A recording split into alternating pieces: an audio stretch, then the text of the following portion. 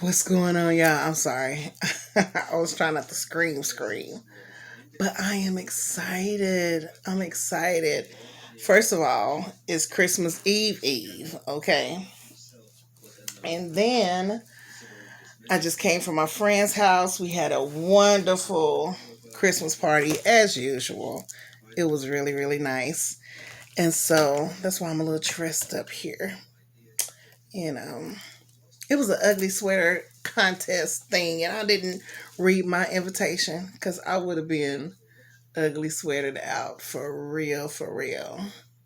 They wouldn't nobody would win but me. But anyway, I did win a gift. But I said let me go on here and do my studies so while I'm looking like somebody's child and do my little studies before I lay it down for the evening because I got some stuff to do and some things to wrap, some bananas and fruits and nuts. That's why I told my kids. They was like, what are you gonna put in our stockings? Paper and a fruit basket. I'm gonna make them a little fruit uh, and nuts and candies for their stocking. They got some hot chocolate candy canes at the Dollar Tree. I call it the Dollar Plus Tree. The Dollar Tree, the $1.25 and up. And I want to try them, so I'm going to get some tomorrow. But yeah, we're gonna get creative on these things. But anyway, my name is Tamika Collins. I'm sorry, I just started on a rant there. And my name is Tamika Collins, and this here is my YouTube page. And on these episodes, we are reading the Bible from the beginning to the end, from Genesis to Revelations, and we are in Deuteronomy, the 24th chapter. I had to see where I'm at because I don't have my sticky note. Oh, there you go. I forgot I changed the color. I'm looking for yellow. It's green. It's lime green now. Okay, so let's recap. We recap. So chapter 21 talked about cleansing for unsolved murders, marriage to a captive woman, rights of the firstborn, and dealing with a rebellious son. I said it should have said children, LOL, and various regulations. And then chapter 23 was about being kind and neighborly to your neighbors, meaning and their things, and making sure you get their stuff back. If it ain't yours, don't touch it. You know how mama them be. If it ain't yours, don't touch it. Anyway, it also talked about regulations for sexual purity. And then chapter 23 talked about the regulation concerning worship and other miscellaneous regulations. And now we in chapter 24. So let's see here what chapter 24 is talking about. It says, suppose a man marries a woman, but she does not please him. Having discovered something wrong with her, wow, what if something wrong with him? He writes a document of divorce, hands it to her, and sends her away from his house. When she leaves his house, she's free to marry another man. But if the second husband also turns against her, writes a document of divorce, hands it to her, and sends her away, or if he dies, the first husband may not marry her again, for she has been defiled. That would be detestable to the Lord, but he didn't want it in the first place anyway. Don't take me back. That would be detestable to the Lord. You must not bring guilt upon the land the Lord your God is giving you as special possession.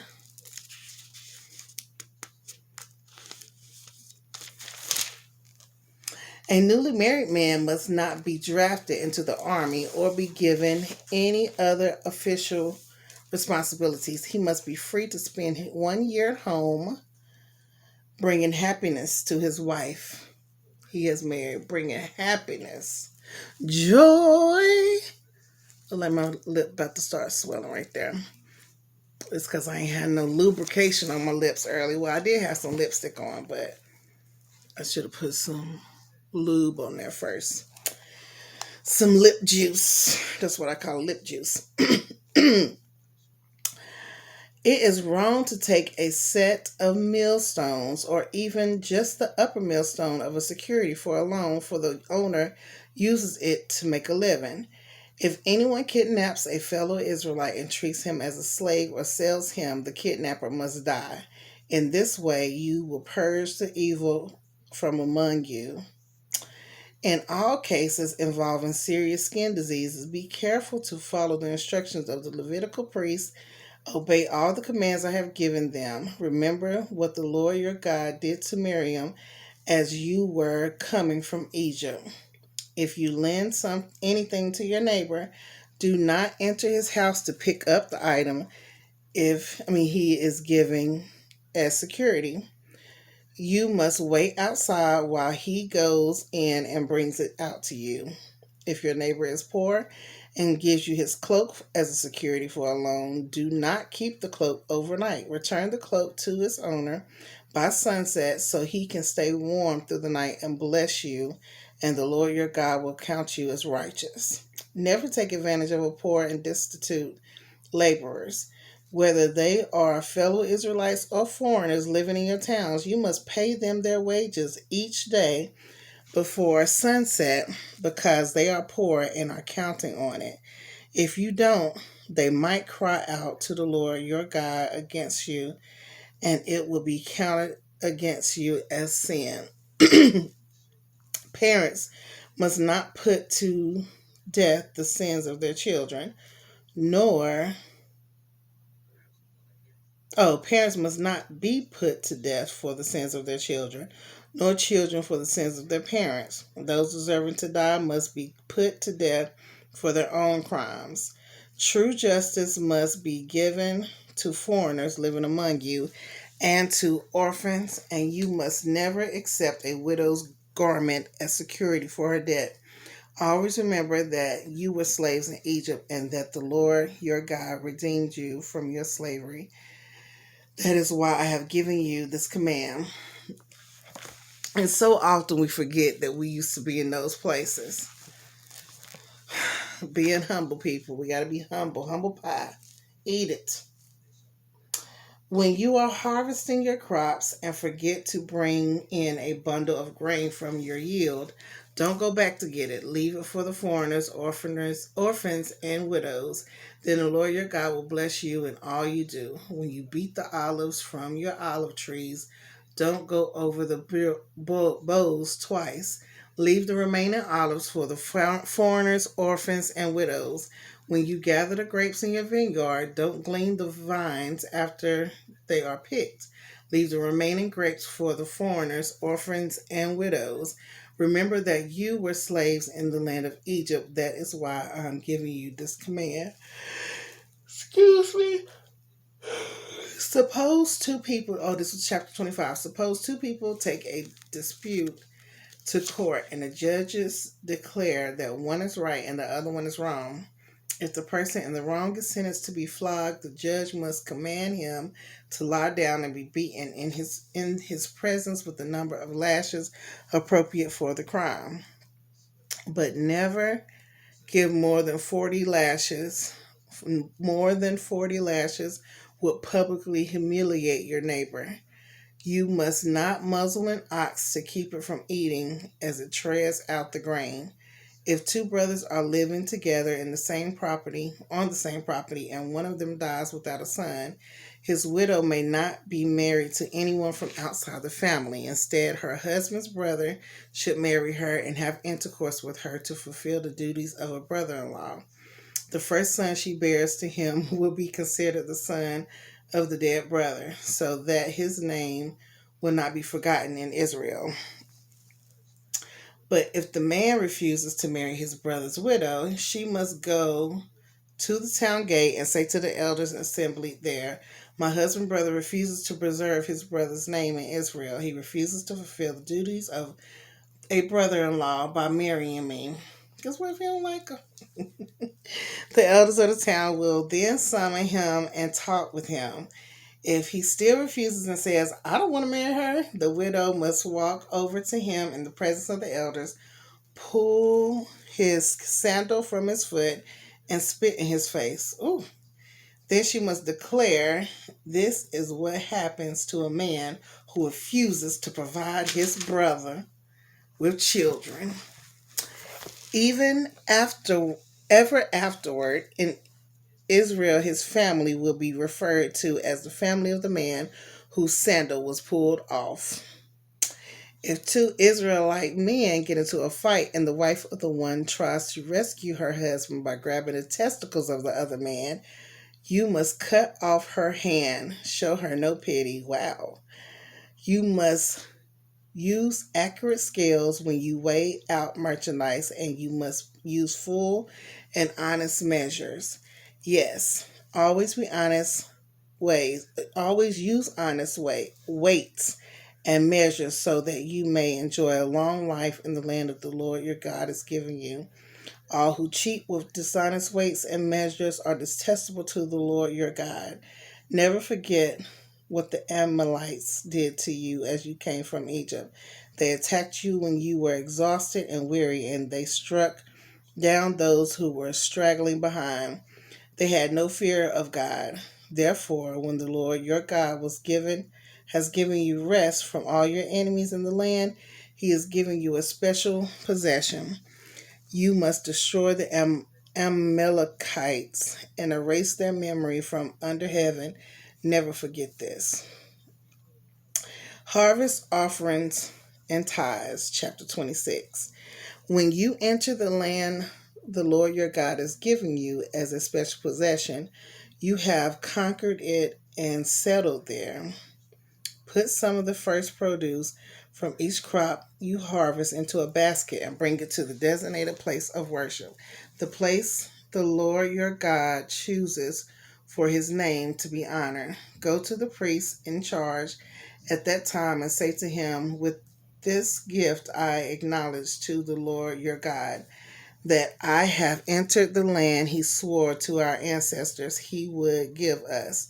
The priest will then take the basket from your hand and set it before the altar of the Lord your God.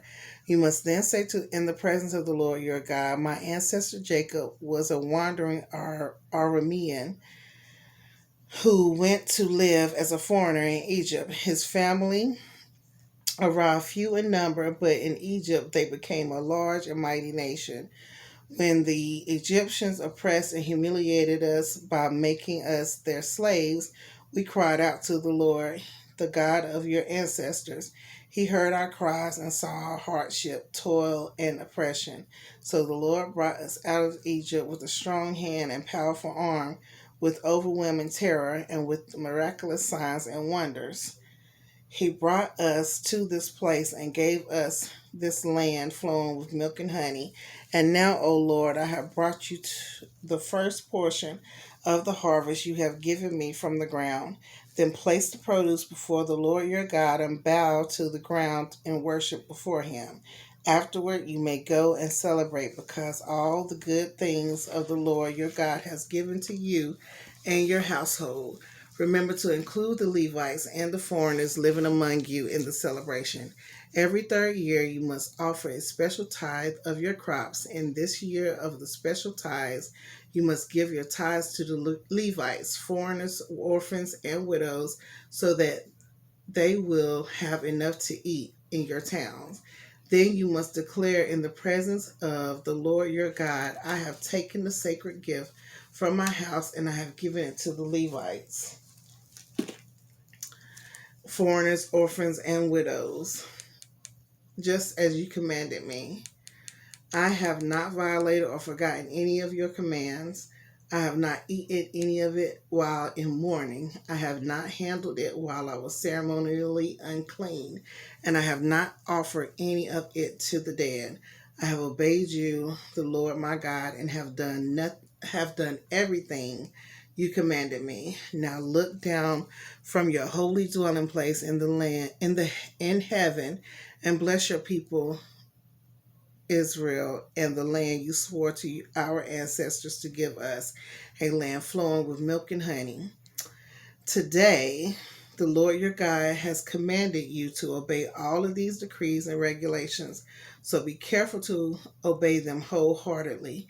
You have declared today that the Lord is your God, and you have promised to walk in his ways and to obey his decrees, commands, and regulations to do everything he tells you.